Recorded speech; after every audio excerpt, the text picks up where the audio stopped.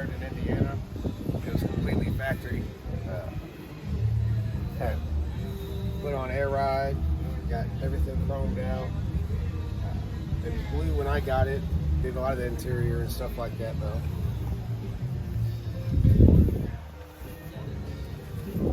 Factory engine. Also has a hot leg spring kit.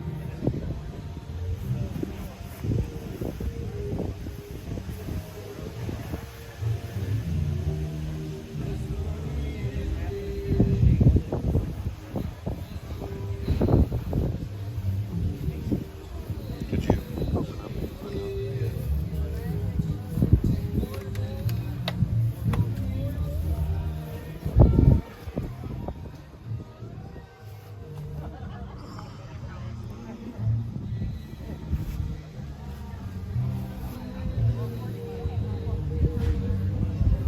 Any future plans? I'd like to get it low to the ground eventually. Other than that, not really. Kind of like how it is. Very cool. Well, I appreciate you taking the time to tell me about it. All right, man. I appreciate you. Thank you.